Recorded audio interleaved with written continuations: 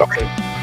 All right, welcome to another episode of Political Animals, where we put an in-your-face look at what's going around the world, taking no sides. Today we're going to talk about Russia. Anybody who knows me knows that I'm a fan of Russia and Putin, but I have to say that their interactions in Sudan are very cynical, and that's me being polite. Very, very cynical. So we know that there's a civil war going on in Sudan, which is going on for some time. And it seems like every step of the way, Russia has been hedging the bets, looking out for its own interests. We know they want naval bases there. We know they want access to the gold there to work with mining it and things like that, since Sudan doesn't have the infrastructure or the human resources to do it themselves. Back during the period of Wagner Group, the Wagner Group was helping the RSF, who are now known as genocidal freaks, who killed thousands of people a couple of weeks ago. And while the Wagner Group, which is a mercenary group and not officially representing the Russian government, while they were supplying weapons to the rebel group in this bloody affair, the Russian government was providing support, logistical and financial, and weapons to the government armed forces. So they're playing both sides of this war. Now, to be fair to them, they didn't start this war and they're not exacerbating it. I think this war is being funded by UAE. I think it's UAE, yeah.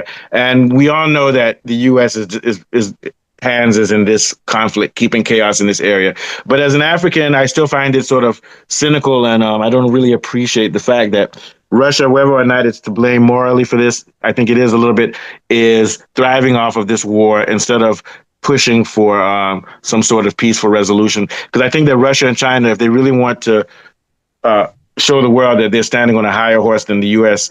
and that they want to convince the global South that we should go their way, they need to start trying to find resolutions for things such as in Venezuela, such as in Israel versus Palestine, because we know that they're against it, but they're taking the approach that we're not going to interrupt in it. But I think that if they can take a very strong approach in trying to deal with these issues, it'll win them some credit with the global South. But what they will say is that they can't do that yet because the U.S. controls a lot of the world's resources and can put sanctions and everything. So that's why we have to keep pushing for BRICS. So even though I'm going to criticize Russia's involvement in Sudan, I'm going to say that right now they don't have the power. China and Russia don't have the power to put sanctions on America and the West for what they're doing, but they're working towards that. Once the BRICS gets full going and it becomes the strongest economy, then they can start dictating to America what they need to do. Sort of like how China is dictating to America, you ain't gonna do shit to us, or you're not gonna get our rare minerals. But let's go back to what I was saying. So Russia, the Wagner Group, which later on became Africa Corps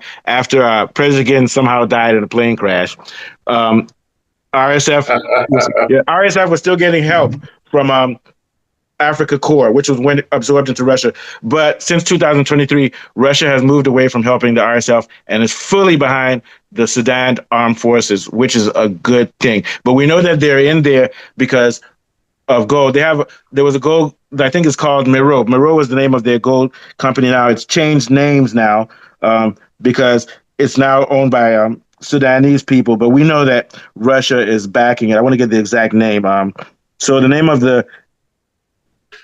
Wagner Group operated through Sudanese registered front companies, primarily Mero Gold. Now it's called Al Salag. It's still so Al Salag is owned by Sudanese people, but we know that they're a front for Russia. No problem with that. If Russia wants to mine gold with Sudan and give them economic and financial help, no problem. China does similar things, but not militarily.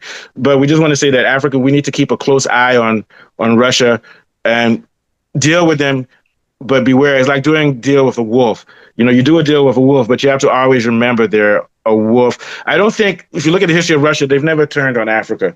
And they helped Mozambique, they helped South Africa, they helped Rhodesia in their fight against capitalism and white settler occupation. So they're not but we just need to watch out for them, because if we have any infighting in our country, they will still profit off of it if they can, because they're sort of like vultures. Vultures don't kill you, but when you're dead, they will eat off of you a little bit. What are your thoughts, Kunle? Well, it's all a mishmash of ugliness here. Yeah. And what I'll say from this is a reminder to all African countries, especially sub-Saharan Black African countries, that you need to look out for yourself. Don't trust anyone. And I'll tell you why. The people who are arming the RSF The UAE is also assisting the RSF. Yeah. Chad, Libya, South Sudan, and Serbia and Turkey. People who are ordinarily also having issues amongst themselves, but they are Yeah. all united in arming the RSF. Whereas Iran, Egypt are arming the SAF. Yes. Yes. So it's actually, and they all have completely different motives, which have Yeah. absolutely nothing to do with their interests in Palestine or the Jews or whatever is going on in the world.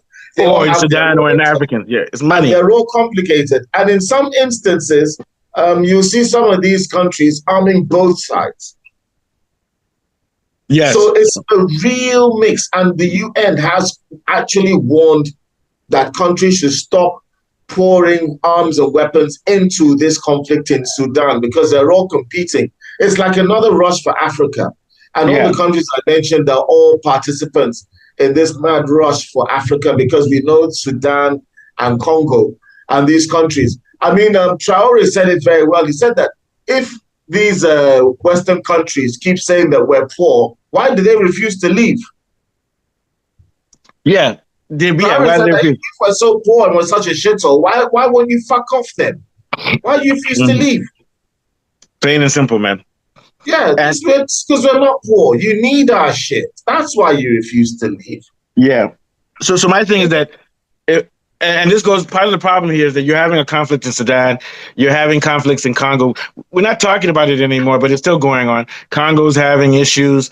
In Mozambique, there's Islamic violence. In Nigeria, there's Islamic violence. So this makes it clear more than ever that we need a true African Union, not just the African Union that we know. That's just in name. We need an African Union de facto, which means it functions as an African Union, which settles all of these problems and enters into trade agreements. Even if you're part of BRICS, we need to take back control of our resources. So this is a wake up message, because at the end of the day, I'm not going to blame Russia or Turkey or Iran or any of these countries that are feeding off of Sudan. I'm going to blame the Sudanese people. The generals on both sides. It's like that story in the Bible where you have a baby and the other woman is willing to tear her baby's arm off and the other mom says, no, let the other woman have it.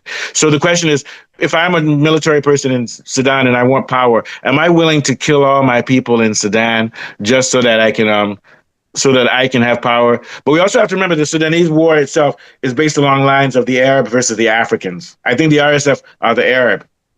So it's more confusing than that, because the RSF is supported by Russia, but the SAF is supported by China. No. But here's the thing: Russia doesn't support our SAF. They support SAF. Russia technically doesn't support, but RSF was supported by Wagner Group. But Wagner Group, yes, and then Africa Corps, which is what came after Wagner Group. But the Chinese are supporting the other side, the SAF. Yeah, no. But right now, Russia doesn't support through its mercenary groups or through its government. It no longer supports RSF. It shifted, but they said they shifted for strategical purpose because they could see that RSF can't win the war. But yeah, exactly. Yeah, so that shows even more of the fact of the confusion, that people are just hedging their bets. So anyone, all of them can switch to any side. They have no morality in their decision. The only decision that they're going to make to switch is who's winning. They don't. They're gambling. They're not gambling on any moral issue as to whether they take the side of the RSF or the... Yeah. Now, I think Egypt is helping SAF. Like a casino of blood. Yeah. And Egypt is helping SAF. I think Egypt and Iran are good because Egypt is helping SAF because if SAF falls, Egypt's borders are going to be affected. It's not about money. It's about security of their border. Iran is helping SAF because they need Sudan as a strategic partner against Israel and the U.S., who are trying to, in other words, Iran. So they're doing it which is okay. They're helping, and also they're helping the legitimate government. I have a big problem with people helping this rebel group. But all of this started in the coup 2 or 3 years ago. This is where the African Union needs to come in and moderate. I'm saying this for the last time. Africa needs a visionary leader with a voice. We can't be the leader. We could be the leader with our knowledge, but we can't because nobody knows us. We need someone like... You're right. You said that Russia has switched. They've also been accused of supporting the SAF. I did my research. Russia have been accused of supporting both sides. Yes, you're right. I just checked it. Yeah, they did. They switched over. And also, I think they switched over because they don't want to be known tied to that, especially that last genocide. You get my point with the RSF? They don't want to be part of that. So Russia's taking a back statement now. Russia's still involved in Sudan, but now you have to be a good journalist to find it. It's not official anymore. So in other words, there's black market stuff that Russia's still involved with, but we don't know of it. But I'm going to end with this. We need coming out of Africa right now. We need people with the type of knowledge that you and I have, but what you and I don't have is that we're not main names. Our name isn't Gaddafi. We need someone like who's that old statement from Nigeria? Who was the Yoruba president of Nigeria again? Obasanjo. We need people like that to finally push our agenda. So what I'm saying is that Africa needs a visionary leader like Gaddafi. I don't support Gaddafi because he did a lot of crimes in Libya, but he was a voice for African unity, which is why. You don't have to be a nice person to be a visionary. You can be a prick and still be a visionary. Sankara, and who's the guy now? In Burkina Faso. Traore. Yeah, but those guys are keeping quiet. Guys like Traore and co like that, they need to start pushing and reaching out across the lane. Also, guys like forget Ramaphosa. Ramaphosa is worried about getting money. That's what's so bad. The problem is that none of our leaders is visionary because they have other agendas. So until that, the strongest leader by miles. But right now his country is tiny. That's the problem. Yeah, it's tiny, and also he's only worrying about his country. He's not speaking for the rest of Africa, which I don't blame him because Nigeria and other countries. Remember when Nigeria said we're thinking about sending troops into Burkina? He started in the Sahel and he's dragging those francophone West African countries. Yeah, so it takes time. He'll drag the anglophone West African countries. Yeah, you have to start somewhere. He's growing, and it's a problem. It's like a cancer. Until that happens, because I studied Traore, I think he studied chemistry or something in school, and he studied Marxism. So he's not just an educated military person. He's actually an ideologue, and he studied a lot of Marxist theory. So it's just going to take time. Marxism and communism needs to catch a fire hole in Africa. And all that Marxism and my version of Marxism and socialism and communism just means the resources of the country is for the people, it's held by the people, and collectively we develop our country. The way you do it. I'm going to get a job as his bodyguard double. Ooh. Biodu. Oh, yeah. As Traore's double. Oh, yeah, he doesn't look like that. Work. And he does have to lift some weights and stuff. Assassination. Yeah, he has to lift weights. All right, so that's a good one. Get out of here. So what are your last thoughts? So if you lift, yeah. Go ahead. Yeah. Okay, I said, no. Mischievous. I say if you lift weights, you look like Ibrahim. Yes. That guy, he's not watching this show.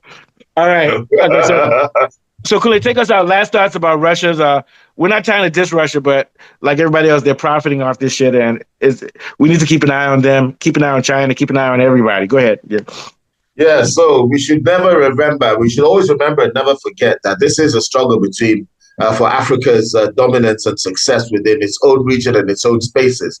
And whilst countries like China and Russia do provide some kind of buffer against Western hegemony and domination, we should not just give ourselves to them willingly, like the king who takes his second concubine that was captured and given to him by Genghis Khan and opens her legs to let the door in. So we should not be like that with the Chinese and the Russians or the Arabs or anybody else for that matter. We should remember Africa first.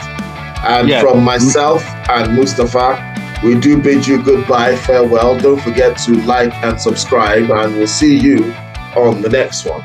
Nice one. So I'll see you after